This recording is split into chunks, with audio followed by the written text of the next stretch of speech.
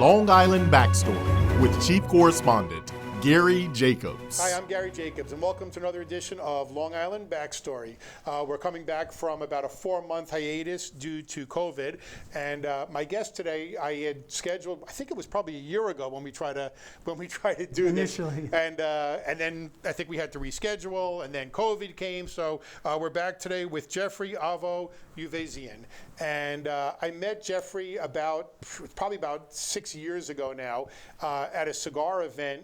Somewhere, I think it was in Glen Cove, for a brand of cigars that he owned, Rockefeller Cigars. We met, and we had a cigar together, had a drink, and I said, you know what, this is a nice guy, very interesting life, and I invited him to come on the show to talk about cigars.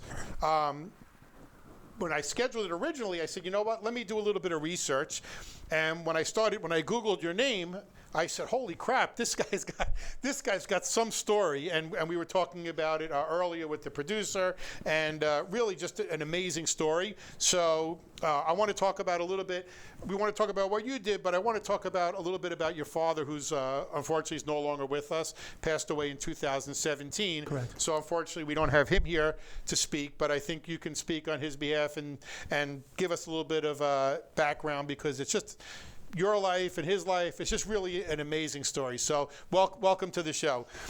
Thank you for having me. Let's just start off at the beginning. So I don't know if our viewers, many of you know the brand Avo Cigars, one of the top cigar brands probably in the world, right? Correct. So, and that was one of the cigars that Jeffrey's father started. And I thought that was the whole story. But when doing my research, that's actually only a small part of the story. So Jeffrey, tell us about your father and where his life began. So basically, my father was born in Beirut, Lebanon, and was schooled in French schools there. So he initially spoke French and Arabic immediately. And by the time he was in his early teens, my grandfather was the head of the Lebanese orchestra, and my father was very talented on piano and musically inclined. So he ended up forming a group called the Lebanon Boys. And this is in the late 40s, early 50s. He got a gig to play in Tehran for the Shah of Iran. How did that happen? Do you know how that came about? My understanding is that they were touring, and the Shah heard their music and liked their music and said, "Bring them to my court." Now, so, if he doesn't like the music, he probably kills them. Perhaps. I mean, it's crazy times. This is a long time ago, and with a lot of political intrigue. So my father, to make a long story short, goes to the Shah's court, and his group plays piano and plays music there for about 2 years. And my understanding from what my father told me is that one of the Shah's daughters fell in love with my father, and the Shah said, listen, you're a commoner, unfortunately I like you very much, but either you have to go somewhere, I'll send you anywhere in the world, or I'm going to have to kill you. So my father said, great, send me to New York. So in 1950-ish, he flew to New York and was enrolled in Juilliard and learned composition in Juilliard. And so how did he get into Juilliard? Do you know how that, well, I mean, he must have had no money, or did the Shah give him money? I think he had a stipend from the Shah in order to go to school, so he took that money, went to Juilliard, learned composition, and became an expert on piano, very, very well versed in piano and composition of music. And he met my mother in the early 50s, and we grew up on Long Island. I grew up in Garden City Park. I had 2 brothers, fairly straightforward life. 1971, I go off to college. My father and mother split up. My father moves to Puerto Rico, where he gets involved in a place called Palmas del Mar. Now, Palmas del Mar at that point in time was one hotel and a few condominiums, and a guy named Charlie Maxwell from Maxim Properties bought the property out of bankruptcy. And today it's Ritz-Carlton, it's thousands of units, it's a destination like a Rockefeller resort. And in those days, really the only entertainment for a lot of the people who came to Palmas came from Hilton Head. So a lot of the very wealthy Hilton Head types had places in Palmas, and the only real entertainment they had at night in those days was Avo on the piano. So they'd go to the piano bar after dinner, drink, and he would started giving out cigars. This is in the middle 80s, and one of his closest friends, an attorney, said, Avo, these cigars are good. Why don't you look to do something with these cigars? So he was making the cigars, or he was just buying them and giving them out? He was just buying them and giving them out. Okay. And he would experiment. He decided to come up up with his own brand. So he goes to the Dominican Republic and he researches factories and spent several months before he met a guy named Henke Kellner. Henke Kellner is an agronomist who is probably the #1 tobacco man in the Caribbean. And they hit it off together. They became similar in age. My father spoke Spanish, Henke spoke Spanish. They got along very well. Henke gave him, I think, half a dozen different samples over the course of about 6 months, and he decided on one sample and decided that would be his initial brand. His first name for it was Nakando, and I have an Uncle Eddie, who passed away also, who was a very famous artist, and Uncle Eddie said, listen, these are great cigars, but you need to have a very, very significant band.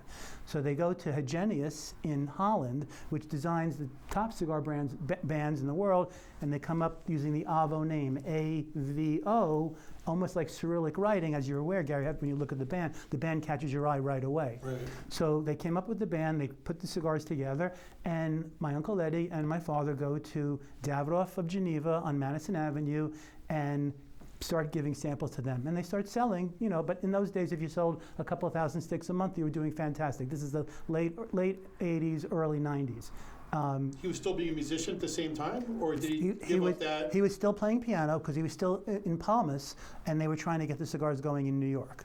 So he ends up giving the cigars to Davidoff on Geneva, and they start selling fairly well.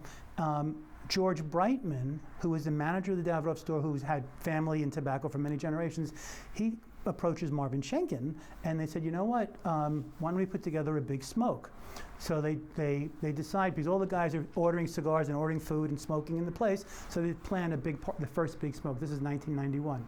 Just before the first big smoke, Schenken does a review of cigars in Wine Spectator, and it sells fantastic.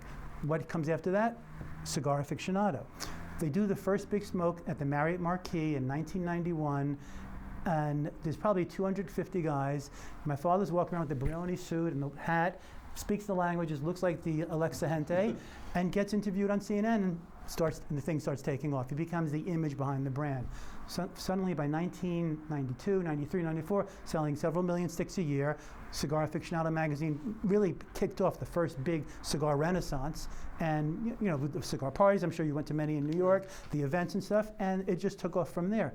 1995, my father decides to sell the Avo name, which is my middle name, to Davidoff for a lifetime royalty of somewhere in the $10 million range, and to spend his life playing piano, promoting the cigars all over the world, and that's basically what he did for the last 30 years. So he really did what he loved. He totally did what he loved, and he really was a great ambassador of cigars, because I would be at events with my father in Los Angeles or wherever it was. Every year there's a big convention called the ICSC, which is the cigar convention. All the retailers, the Jonathan Drews of the world and the Davidoffs and the Consolidated, will have their tables and promote their new brands to the shop owners. He would basically, I would have people would come up to him and speak to him in Farsis. He'd answer them in Farsis. Okay, he was any language. It was. I think you said he spoke eight languages. My father spoke 9 languages. 9 languages, unbelievable. Okay, so he could. So Davidoff loved it because he was the perfect ambassador. So not only did he have the name, he had the ability to deliver the goods, and the sales just took off. So what's interesting, if you think about it, you know, Davidoff and all the top brands, JR, they've been around since the 20s and 30s, and here this cigar took off in the late 80s. By the 90s, it's number 3 or 4 in the world, and he did it in such a short period of time. So that was a testament to the quality of the product and the fact that you had the image that people could latch onto. So I remember I read something about he went to the growers and offered them to get the best. There was a story about to get the best material. What did he do to get the best? It wasn't just the name and the marketing. The cigar was a great cigar. So basically what he did is when he first met Henke, he said to Henke gave him those samples, and he gave him a price of, here, I'm going to sell you these cigars for $2 a cigar. My father said, no, I'm paying you $3 a cigar. He said, what, are you crazy? He said, no, I always want the best blend and the best brand and the best composition of tobacco. Right. That's exactly what he got. So, I mean, and it really was a good cigar. And in fact, I have a good friend, Bobby Thompson, who passed away a few years ago. And I was telling you about it before, because he would have loved to meet you and your father. But that was his favorite cigar, was the Avo. He kept saying, to him, it was just the quality.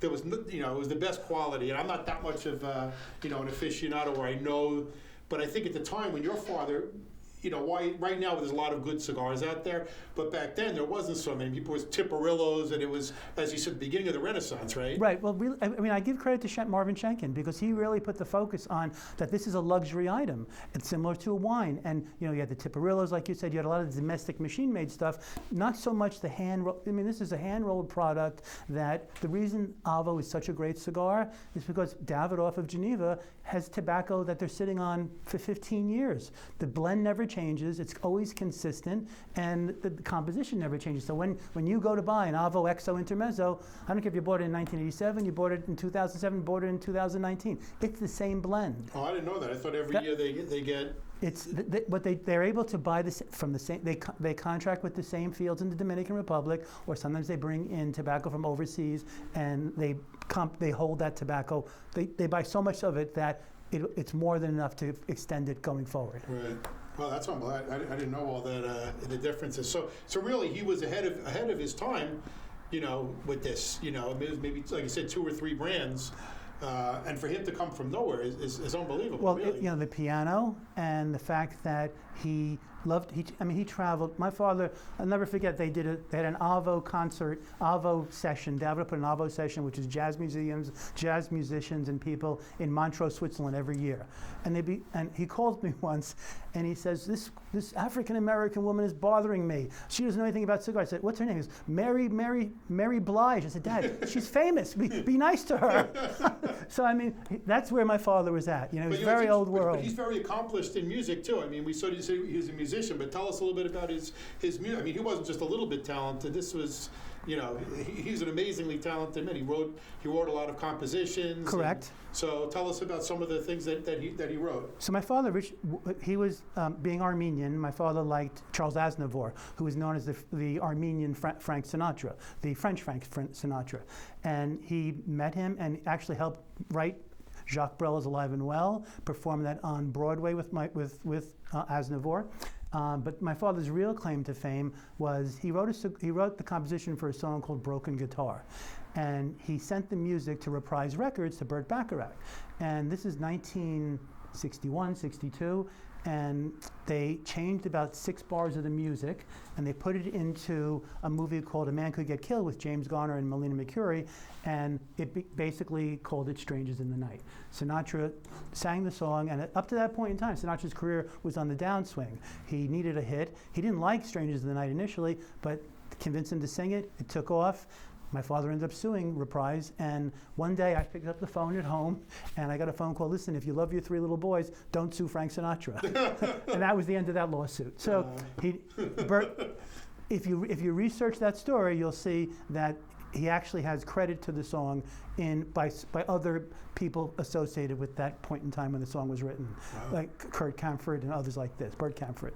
So now let's get into you. So Jeffrey, how did you get involved, and when did you start getting into the business and growing up? So you grew up at the point where he was he had sold already, or where? No. I grew up I got involved in the business when I was in real estate in Manhattan.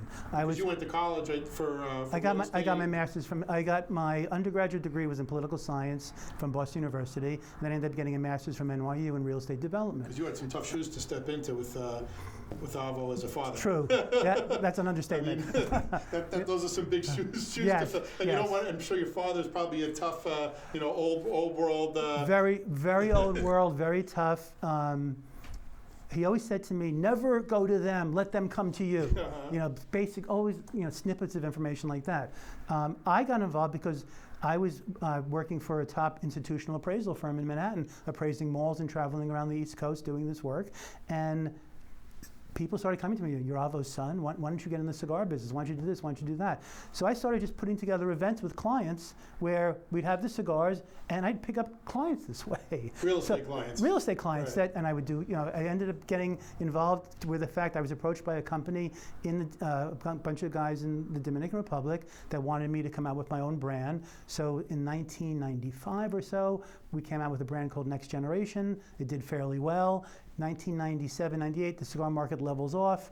I decided then to go back to closer with my father, started working more with Avo on the Avo stuff, and was approached by a friend who was distributing my tobacco products. He was coming out with a vodka and a cognac called Rockefeller. And he said, gee, I really need a cigar. Can you help me with it? I said, sure. So I went to my contacts in the Dominican Republic and ended up putting together Rockefeller cigars. And so we played with that for a few years. I ended up selling that to my ex-partner, who still has the brand in the market now. Right. So then when did you sell Rockefeller? Rockefeller I sold about maybe 7 years ago or so, Okay. 6, 7 years ago. And then we talked about, earlier, I'm not a golfer, but, people say, oh, golf events is a great place to talk business, and, everybody's the same on the golf course. You could be a multimillionaire, or you could be a schlub, and you can beat the multimillionaire. And I don't do that, but I do smoke cigars, as you know, and I've had a lot of business meetings, political conversations. There's something, I don't know if it's a bonding thing or what the psychology is, but I think it's the same thing when you're a bunch of guys sitting around the table. Cigars are a little more expensive now, but even, a good cigar is only, $15. So pretty much, most people can afford it. And you're all the same when you're smoking cigars. And you said how that tied into your real estate business. Right. Well, I mean, to me, when you have a group of guys smoking cigars, it's a social I campfire. shouldn't just say guys, because now women smoke cigars too. Absolutely. There's many events I've been where there's women smoking cigars. But it levels the playing field. It makes you instantly bond with someone. Doesn't matter what their demographic is, what their economic status is. You just become friends. You like the same thing. They like the same taste. And from that, I would be able to pick up, clients that, or generally there's a high correlation. I actually did a paper in graduate school, a high correlation between cigar smokers and high-end economics. And a lot of the guys that enjoy cigars, enjoy good wines, have property, have businesses, and I was able to work that into being able to pull clients in. And you've got a good story, so there's certainly not a shortage of things to talk about, right? Thank you. When they, like you said, people appreciate a good cigar, and they talk about your history. So what people like is they want, everyone wants their 10 minutes of fame. And if you're able to just, so many times I have people come, can you just please sign my box, or can you just take a picture with me? I have no problem. I mean, I put my pants on the same way you do. Mm-hmm. I'm just a normal guy. And if I could make a guy feel happy that he's, or whoever that may be, that they're getting a little fun that night and they're enjoying a great cigar, that makes me feel good. Right. But it's funny because like when we met, and I was one of those same people. I said, you know what, can you sign this for my friend and take a picture? But there's something about being involved in the history. Like it's not just smoking a cigar. I'm smoking a cigar with one of the legends in the cigar industry. So it's sort of like I don't know. It's knowing where it was made, and there's a history behind that cigar that you smoke. Well, it's hard to explain. The beauty about the cigar business, Gary, is that it's legacy. It's all about legacy. Right. So I do events now in my father's legacy. Fuente handed his business to his son. I mean, this is just the way it is in that part of the world. The Dominican Republic, Nicaragua, Honduras.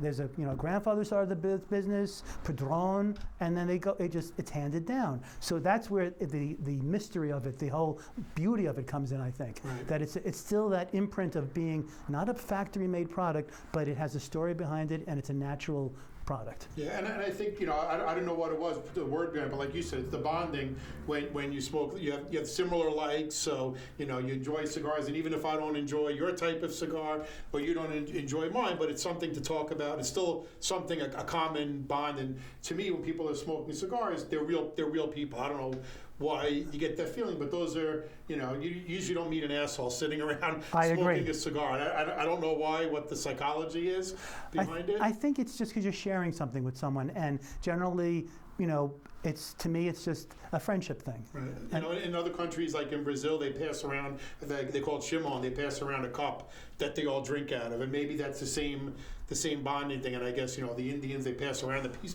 peace pipe, so maybe it's something primal in us. I'll tell you a story. So I did a lot of business in Armenia, importing tobacco products, and as soon as you land there, you don't have to worry about your bags. They pick you up in a car. They take you to a restaurant that they've rented, and the first thing you do is start drinking vodka to toast. Doesn't matter if it's 6 in the morning or 6 at night, and that's sort of the same kind of thing. And that instantly that's going to give you good business and good luck. Right. So I think there's some commonality to that. Yeah, and you must be a rock star amongst the people who know, right? I mean, the brand and, you know, and your family history. So we only have a few minutes left. We have about 5 minutes left, and I want to talk about your real estate business because, you know, although we talk about this, I don't want to, you know, undershadow what you do because you're quite successful in your own right as well. So let's talk about what you do in the real estate and what's going on in that market now. So because of my background from NYU, I have a background in development and specifically valuation and analysis. So I do a lot of financial analysis. I work now with Newmark Knight Frank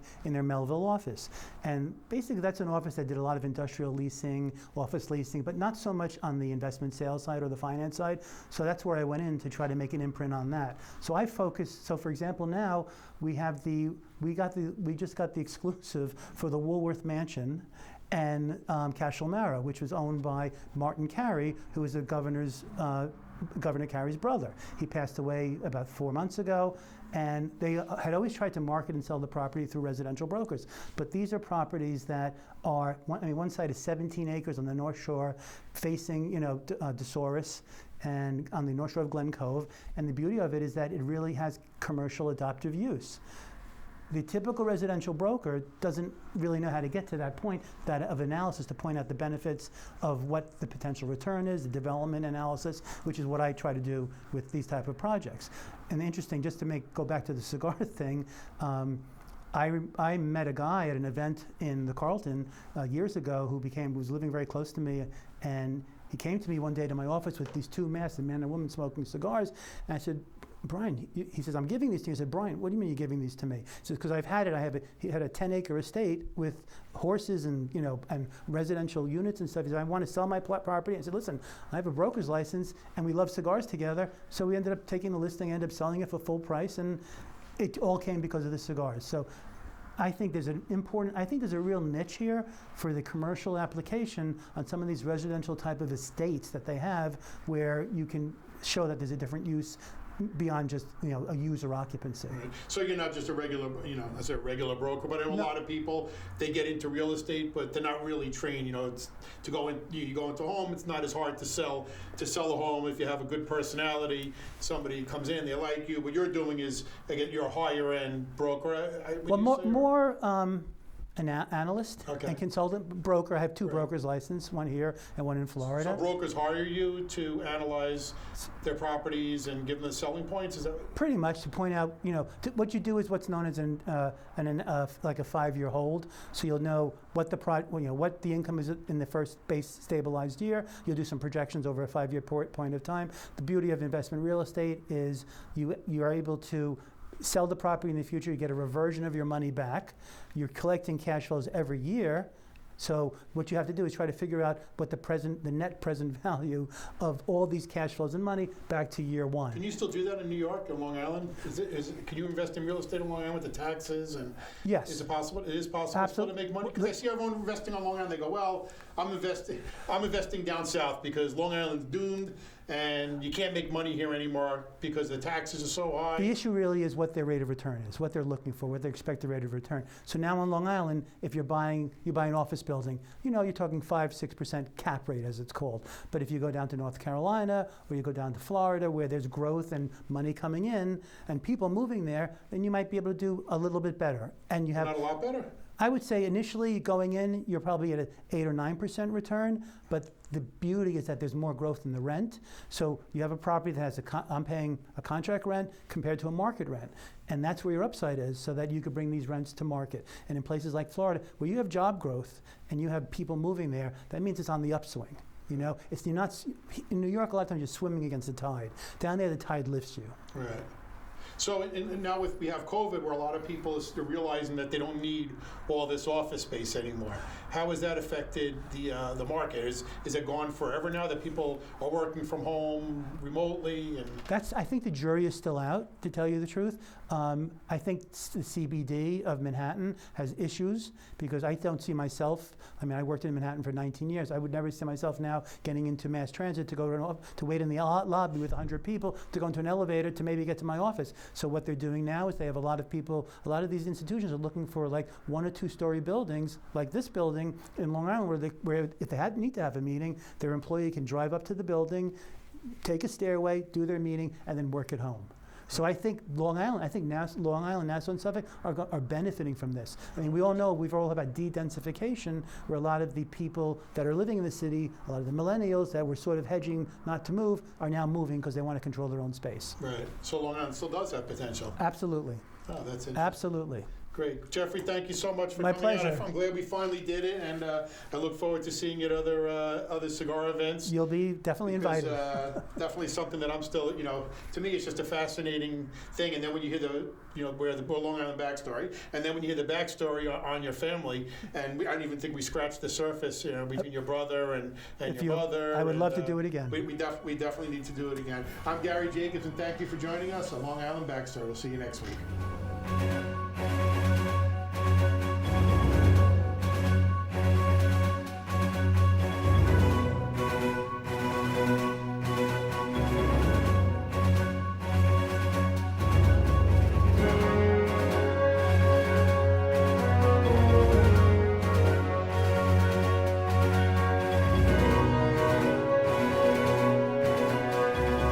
Long Island Backstory is made possible in part by Americans for Legal Reform, the oldest, most successful legal group in the world. P.O. Box 2679, Huntington Station, New York 11746. Telephone 631-421-6390. Website Americans4legalreform.com.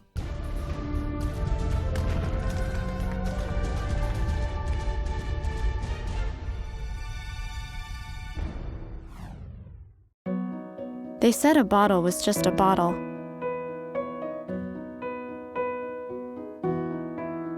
That no one would ever notice me.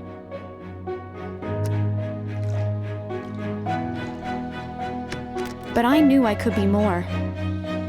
That one day, I would make people smile.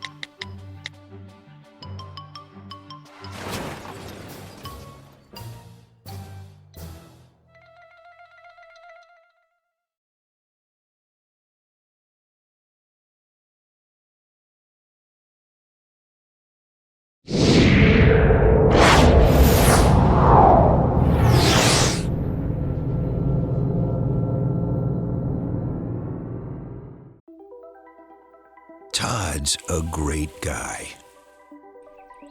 I mean, look at him. What a sweetheart. Attaboy. Wait, Todd, what are you doing? How totally selfish and un-Todd-like of you. Come on, Todd. Come on.